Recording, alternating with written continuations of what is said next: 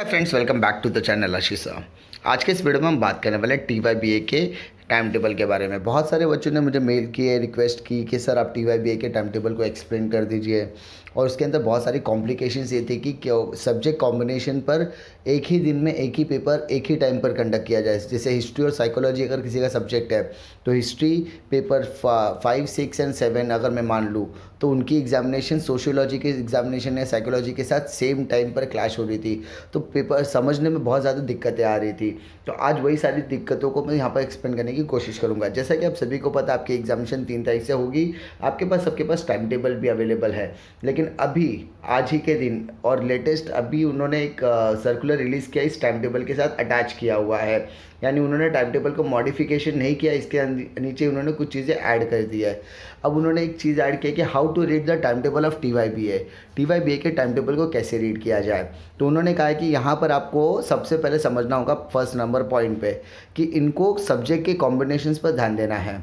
यहाँ पर अगर कोई बच्चे ने एक ही सब्जेक्ट को सिलेक्ट किया हुआ है, मान लीजिए मैंने मराठी सब्जेक्ट को सिलेक्ट किया है, तो मराठी सब्जेक्ट के कोड यानी मराठी 4, 5, 6, 7, 8 और 9 की पेपर मेरे कंटिन्यूसली होगी। किसी ने अगर सिर्फ हिंदी सिलेक्ट किया होगा तो उसका पेपर हिंदी 4, 5, 6, 7, 8, 9। किसी ने सिर्फ English as a specialise subject select किया होगा तो इंग्लिश 4, 5, 6, 7, 8 और 9 3 तारीख से लेकर 13 अक्टूबर के बीच में एग्जामिनेशन लिया जाएगा, वो भी कंटिन्यूस बेसिस पर। ये किसकी बात हुई? ये हुई एक स्पेसिफिक सब्जेक्ट की बात। Student appearing with the entire paper of sociology for them according to the timetable going to be on 3rd October। यानी अगर आप सोशियोलॉजी की बात करें तो सोशियोलॉजी के लिए अलग से टाइम टेबल डिस्कस किया गया 3 से लेके 17 अक्टूबर तक।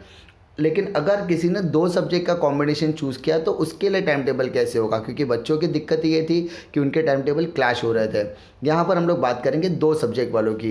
यानी अगर किसी बच्चे ने TYBA पे 2 सब्जेक्ट सिलेक्ट किए हैं, मान लीजिए उसने हिस्ट्री एंड साइकोलॉजी को सिलेक्ट किया हुआ है, तो हिस्ट्री का पेपर और साइकोलॉजी का पेपर टाइम टेबल के हिसाब से क्लैश हो रहा है। तो ऐसा नहीं है, यहाँ पर उन्होंने क्लियरली कहा है कि पहले आपको उसके सब्जेक्ट कोड को देखना होगा। जैसे हिस्ट्री का जो सब्जेक्ट कोड है वो 32 है और साइकोलॉजी का सब्जेक्ट कोड 36 है। आपको सारे सब्जेक्ट के सब्जेक्ट कोड इसके साथ अटैच किए हुए हैं। तो जो छोटा सब्जेक्ट कोड है यानी 32 और 36 में छोटा कौन सा है? 32। यानी हिस्ट्री के जो पेपर होंगे वो 3 अक्टूबर से लेकर 8 अक्टूबर के बीच में होंगे।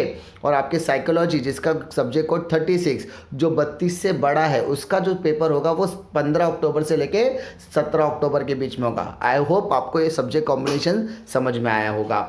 ठीक है, एक एग्जाम्पल के तौर पे एक और ले लेता हूँ। मान लीजिए आपने सोशियोलॉजी और पॉलिटिकल साइंस जो लिया है, सोशियोलॉजी का कोड है 33 एंड पॉलिटिकल साइंस का 34। यानी सोशियोलॉजी का एग्जामिनेशन 3 तारीख से आपका शुरू होगा और पॉलिटिकल साइंस का पेपर आपका 15 अक्टूबर से शुरू होगा। तो यहाँ पर क्लैश नहीं हो रहा है, आपके कॉम्बिनेशन के ऊपर है।